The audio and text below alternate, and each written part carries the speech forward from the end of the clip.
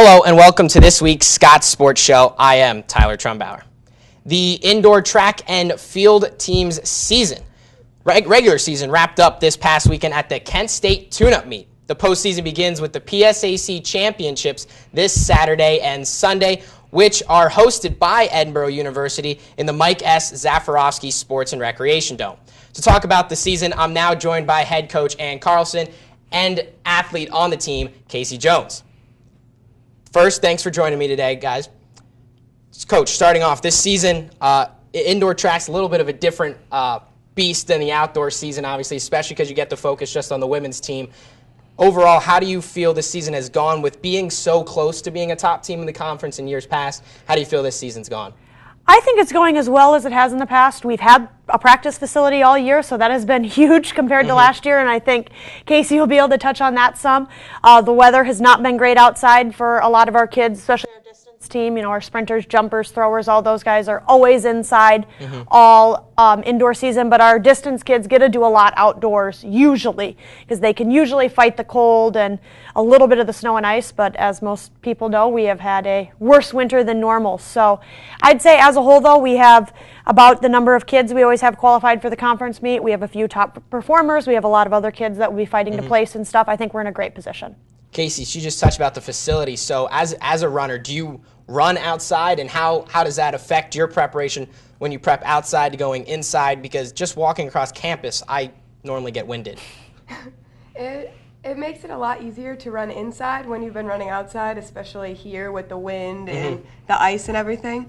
So preferably we do run outside for the distance team, but this year it's been so cold that it's hard to really catch your breath. So we've actually been inside more this year than we have been ever. And you do exceptionally well inside, especially this season. Just great marks with the distance medley relay, with the 3,000-meter run, with everything you do. I mean, it's just a laundry list of events that you're in. Overall, how do you feel you've done this season with taking everything into consideration? Taking everything into consideration, I feel pretty good about it. I mean, I would have hoped to make the national meet by now, but always going to PSACs, you know, the extra pressure will help. So I feel like that's what pretty much everyone feels like right now. Coach, obviously Kasey being one of the top athletes you have, and she's a three-sport athlete here at Edinboro with the cross-country, indoor, and outdoor track on her resume. What are some other supporting characters for her this season that have maybe stepped up, surprised you a little bit, or are just delivering the goods that you're used to? Well, I think Kasey would say our cross-country team as a whole. You don't have to be one of our top runners to be very important in what we're doing. They all help each other every day in practice, and not maybe so much for our distance crew, but with our other kids in the weight room and different things like that, and the whole team helps everyone. So it's not, yes, we have, some of our other top runners and stuff help her out a lot. Obviously, our distance medley relay would not have run great without the three other girls, so she didn't do that alone. But everyone on our team helps, from our best runners to our not best runners. You mentioned the distance medley relay just shattered a school record not that long ago. What was that, 2 weekends ago, I believe? They took care of that. Kasey being a part of that, was that really something that you thought that core could have accomplished this season? I mean, especially by doing it with how much time that they did? Yes, no, that was our plan when we went to that meet. Was we knew that they should, if things set up perfectly, they should crush the school record. We were hoping to run a few seconds faster and get that team to the national meet. Unfortunately, that did not happen. We will be bringing back 3 of those 4 girls next year, though. Unfortunately for us, Allison Gibbons graduates. We'll run out of eligibility. She already graduated with her undergrad and is in grad school, but we bring back those other 3 girls for next year. So that is very exciting for us, and hopefully they can drop those few extra seconds and they can be a nationally qualifying team, which will be the first relay Edinboro has ever qualified for the national meet. There you go. So another relay is the 4x4, and that one has a little different course this season. I feel like everyone's run that except for me. I might be next. I'm not quite sure. I don't think you're the only one that feels that way. So, but what's it been like with that team this season? Kind of the big joke with the 4x4, as I tell people, is don't ask me about the 4x4 till after the 200. The 200 runs, the 3K runs, then the 4x4 runs at a normal meet. And we truthfully, on a lot of cases, don't know who's running in it till we get done with the 200s, because we fought some injuries and stuff. We've had some girls run surprisingly well and stuff, and I always want to give everyone a chance. So I will be completely honest, there's about 6-7 girls that may run on it at the conference meet, and don't ask me about it again till after the 200s. Point taken. Kasey, moving along here. When we get to the conference championships, you'll be a little busy as far as what you've qualified in. I know it's a little early on in the process on deciding what you will be competing in, but just for the viewers, kind of summarize what you have qualified in, what your feelings are towards those events moving into the conference championships. I feel really good about them going in. We've all trained really hard the whole indoor season, especially with the weather. I personally have qualified in the 800, the mile, the DMR, the 3K, and the 5K. But we have, Bree Dietrich, she's going to try to, I think she's doing the Pent, right? Mm-hmm. And she's got, so many that she's going to be putting points in for. It's definitely going to be interesting just to see how everything plays out, because we have several people that have qualified in so many events that it's going to be where you play them and how that works out. Yes, that's a good problem to have, though. Yes, it is a good problem. We're sitting down and we're crunching numbers to decide where it best works to put kids where. So it is a good problem. Mm-hmm. Now, Coach, with having that issue, how happy are you that you have so many conference qualifiers? Every meet you talk about that, adding to the list, adding to the conference qualifiers list, the NCAA national list.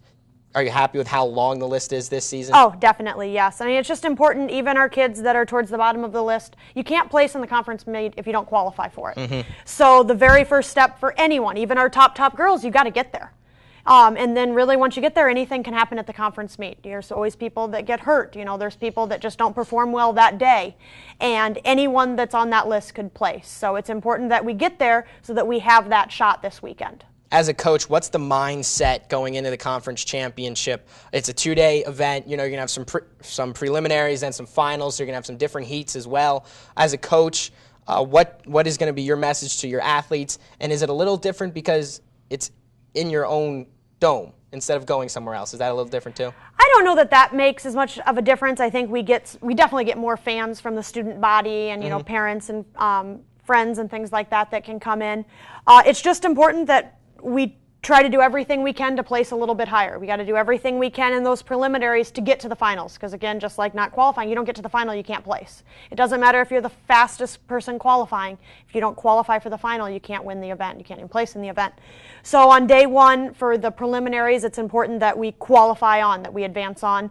For events that are finals, we're trying to get every extra person you can beat is extra points. Every little bit you throw farther, every little bit you jump farther can be extra points. So Kasey, for you, you're going to obviously narrow down the list and figure out what you're going to be competing in and focusing in on. What is your mindset as an athlete? You've been there, done that. You've competed on the biggest of stages with cross country and track already. So what is kind of your mindset going into Saturday and Sunday? I was actually just talking about this with Emma Sullivan, that you've trained for it. You're ready for it. So you just go in trusting that your training is going to work, and you just do what you can. And, it's nice because that's how it works for everyone. It's not like you just wake up one day and you're like, hey, I'm just going to go break 17 in the 5K. You know what I mean? Like, you have to train for that all indoor season. Everyone's been there. Most people came back during winter break when, everyone else is relaxing and watching Netflix. We were here practicing. So training, is it different?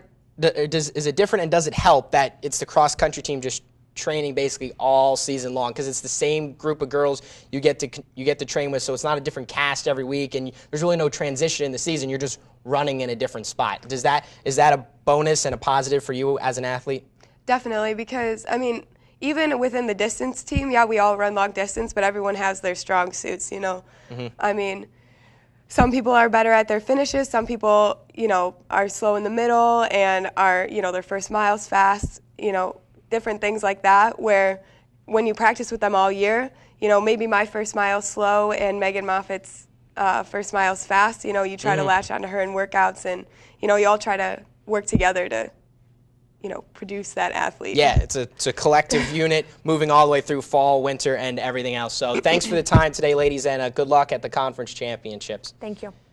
And when we return, we are going to jump to the hardwood and talk some women's basketball as their postseason first-round game is coming up this weekend. Don't go anywhere. The women's basketball team has clinched a postseason spot and will be hosting a first-round game this Saturday. To talk about that now, with me, I have head coach Stan Swank. And the nearest to me, I have junior guard Lauren Hippo. Thanks for joining me today. Starting off, Coach, this last week or two of the season has been kind of emotional for the team, finally getting that playoff spot locked up with the overtime thriller against Gannon, and then another closer game, 10-point loss to IUP. And those were the two big games as you guys were winless against the top three in the West before. Kind of summarize the last 2 weeks for the team in your words. Well, I think we played very well. I think our win against Gannon was a tremendous win. We needed that desperately. I was disappointed in our IUP loss, but I thought we played very well, and I think we created a situation where now they know that we're something to be reckoned with, that if we play them again, it would be very difficult for them, and that's kind of what we wanted to accomplish. We wanted to fine-tune some things, getting ready for the playoffs, and put in a couple new defenses, and just getting ready to attack it from that standpoint. Lauren, from a player in the locker room, I'm sure you ladies have been very aggressive with trying to beat the IUPs, the Gannons, the Cals. So to finally get that one victory over Gannon, the local rival, at home to secure the PSAC playoff spot, what was that game like for you ladies, and then also these other losses to the other top teams? I mean, the win against Gannon was huge, and you can't not get excited to play against Gannon and IUP and Cal, and unfortunately the losses against IUP and Cal were kind of big hits, and I mean some of them were wake-up calls like, okay, we can get beat, so now we have to try and figure out how to change that and work together. Coach, I don't know if you've noticed this, but if you go back to that 91-81 loss to IUP, Anya Freeland was pretty shut down in that game by the Crimson Hawks. Do you feel that if she's even half the Anya Freeland that you know she is, that you could easily be in a game and beat IUP? Oh, absolutely. She had an off game, and she has her regular game, and we win. And, you know, that happens. Some players, sometimes they have bad games, and that's why you play the games. But it's got to be promising, though, to know that you're exactly. that close. And I think we're right there. And, you know, Coach Wheeler and I talk quite a bit, and we're have the point of view that if we get all the players hitting at the same time, it seems like one time the guards are real strong, and then the other time the inside's real strong. So if we can get both to hit on the same time, we're going to be really tough. And that's kind of what we're gearing for in the playoffs, and that's what we want to happen in the playoffs. Lauren, for you, it's been an interesting season. The first part of it was kind of a struggle for you shooting-wise, and kind of related to that, the team was struggling a little bit as well. You know, they were without Val in the beginning, and without your touch from downtown and your shots, it seemed that it just wasn't all meshing together well. But during that 8-game winning streak during winter break, that's when you started getting hot. Now you continued that overall. What was that struggle like in the beginning part of the season, and now that you're finally getting back to normal, what was that like for you? I mean, personally, it was really frustrating because I come in and shoot before practice and after practice sometimes, and it's just like, why aren't they falling, or why isn't that happening? But when that happens, I just kind of have to think, like, how else can I help on the court? Like, okay, I'm not making my shots, so can I get a rebound? Can I give an assist? Can I get it inside? And hopefully just try and help the team in another aspect. Talk about your different facets of the game. I think one facet of the game that the ladies as a whole have improved on is their defense. Just so much more active, moving, even getting your hands more active to get a strip here or there, a steal there. Is that something that you've personally taken on as an initiative, and have the other girls done the same? Yeah, I think so. We've, like Coach Swank said earlier, we've been putting in a lot of different defenses to try and shake some things up with some teams so they don't see what's coming. And I think in some points of it we like that, and it's keeping them on their toes and making sure that we are in the passing lanes, and knowing where the ball's going next is a big deal. Now, Coach, touching a little bit more on this season, it's been an interesting one, obviously with the roller coaster of the records, but then also with having so many talented players, you've been able, it seems like almost every game there's some kind of pregame ceremony going on. It's your 500 career wins, it's 1,000 points for Laura Lindsay. Now we've just had recently 1,000 points for Anya Freeland, and then Laurel got over 1,000 points, 500 assists, 500 rebounds. Just that, you got to reflect a little bit on that and be like, look at the quality of players we have here at Edinboro and just what they can accomplish being a Fighting Scot. Does that just make you proud to be their coach for these last few years? Oh, absolutely. And we've had we've got quality people, and they're great people character-wise. They're good students. They do great on the court. We're very blessed with who we have on our team right now. And I think that carries over because I think it gets into a chemistry situation, and I think our players have great chemistry amongst themselves. And they really have each other's back, and they feel for each other. And it's funny because, like, when somebody's going for something, a personal record or something, it's almost like the others will help out. And you know, I've had situations where somebody was going for something, and they're like, leave her in, leave her in. I said, well, I'd rather her do that later. Let's get other people opportunities, and let's do, you know, some other things and try and get better and improve. And they understand that, and I wouldn't do that if I didn't know that they were going to accomplish what they did, what they're going for. I understand, Coach. So now I guess a big question right now is with, as we're taping this, you guys still have one more game left in the regular season, but this will air after that game is over. You always want to play your best basketball at playoff time. How close, if not, are you there, do you feel, with your team at the top of their basketball playing? I think we're real close. I think we did really well at Clarion the other night, and I think it's propelling us, and we're starting to see things, and I think we're fixed in on rotations. We know who we're going to play, how they're going to play, when they're going to play, and feel real good about that. And so I think we have, you know, the pieces all in the puzzle ready to go. We're ready for playoffs. We need to have everybody on all cylinders hitting. If we have everybody going at the same time, it's scary what we can accomplish. You get that perfect storm. The Weather Channel might be reporting it.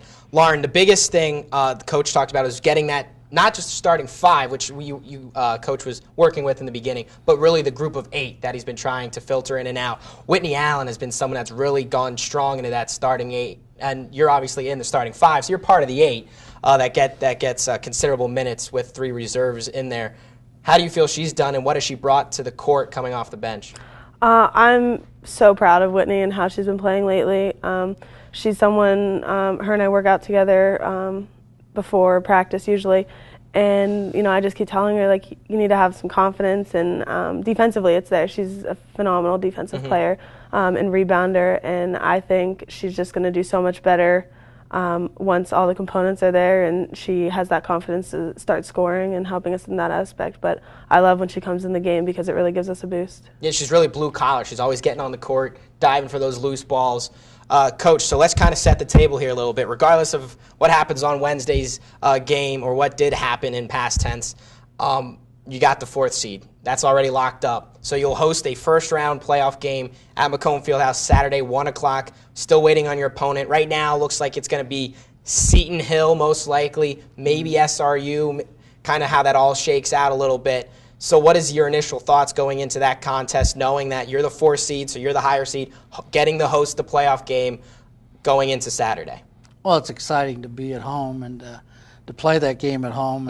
And obviously most teams play their best basketball at home, and they feel comfortable. They sleep in their own beds, and we go through our Saturday routine, what we're going to do for game. And so everything's much better for that playoff game. And we prepare, we get ready for it, and we know that if we don't win, that's the last game. Very true. That's just the postseason beast that it is. So continuing on, if you look past Saturday, which I know you won't because you go only one game at a time, you can even do that in the regular season as well. So you're moving on there. What's kind of your mindset if you get the top 3? I mean, if you get past Saturday, you're going to head to the quarterfinals Tuesday, March 3rd. Might be getting a Gannon or an IUP again. So what's kind of that mindset for that game? Well, we would either get, in our second round game, we'd get either Cal or IUP. And at this time, if it went how it went right now, we'd get IUP. I just think that I keep coming back to, if we get all the cylinders hitting, we're going to be all right. And we get Anya playing, we get the guards going, we get everything working. I wouldn't want to play us in the semifinal game. I know that. Lauren, Coach keeps hitting on that perfect storm, that all five doing everything they need to, the bench coming in with support, just the whole nine being decked out for one game. It's not happened too often. As Coach has said, there's been stretches where the bigs are playing well, the guards are playing well, and then each one has some deficiencies. So what needs to happen with you ladies to make sure that it's all the stars align for one night? I honestly, I see it coming. I think we've touched earlier in the season that we need to have good practices coming up to big games and everything like that. So, and we've been working hard at practice and having some intense practices, getting prepared and everything like that. So I think as long as everyone stays focused and motivated for these big games, that I think it's going to happen. We'll have to see if it does. So thanks for joining me today, and good luck on Saturday and hopefully past Saturday as well moving forward, as hopefully that storm is a nice long, I mean, we're used to storms in Edinboro, so hopefully it continues on in the upcoming days. And another reminder, that first round game is this Saturday at 1 p.m. You can see that game live on ETV or online at edinboro.tv with the broadcast in help with WFSE 88.9. When we return, we will spotlight this week's Scots of the Week and preview the upcoming schedule of events.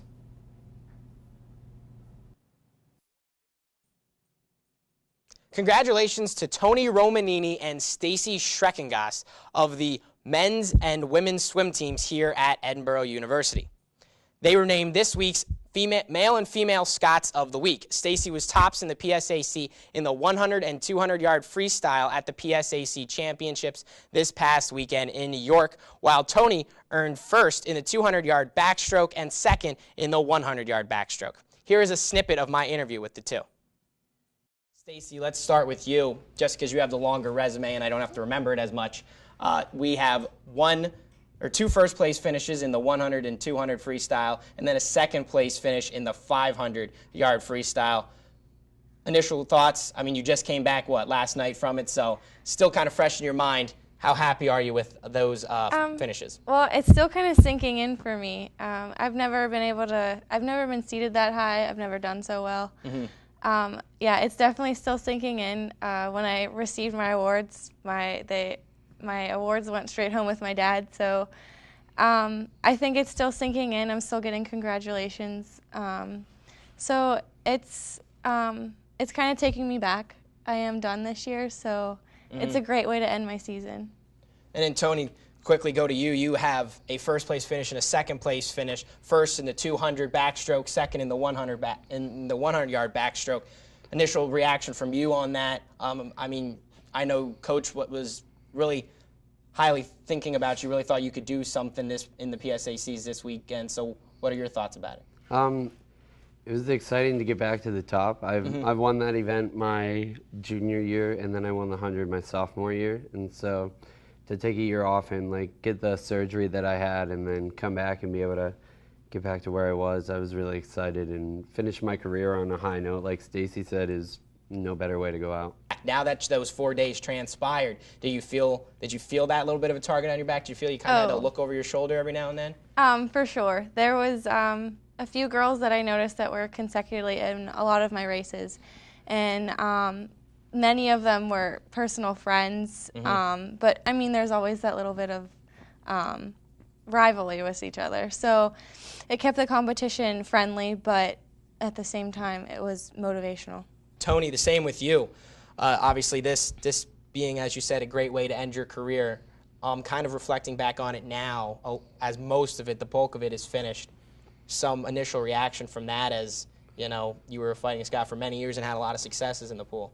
It was exciting. I mean, I enjoyed every minute of it. Like Staci said, you get to talk to the alumni on the team and hear their stories about what they're doing now and how their careers here have helped them in their careers now. Mm-hmm. And it's just motivational to keep working hard every day in everything that you do and carry what you learned from the team, and Coach Rhodes taught us a lot. Just carry that forward into the next chapters of our lives. So I'm excited, ready to go, start coaching. Head on over to the Edinboro University Sports Information's YouTube page to see the full-length, uncut interview with those two. Now let's take a look at the upcoming schedule of events for Borough Athletics. Men's and women's tennis has Lake Superior State noon on Friday. That's tomorrow up in Erie. Saturday, jam-packed PSAC championships in the Dome, which we talked about with Coach Carlson and Kasey Jones. Women's basketball, 1 o'clock against to be determined, whoever, maybe Seton Hill, as we previewed with head coach Stan Swank and Lauren Hippo. Wheelchair basketball north of the border in the Canadian Academy as well. Tennis is on Saturday, and Sunday wraps up the PSAC championships. So be sure to go out and support Edinboro's student athletes. That's all for this week. Thanks for watching, and go Borough.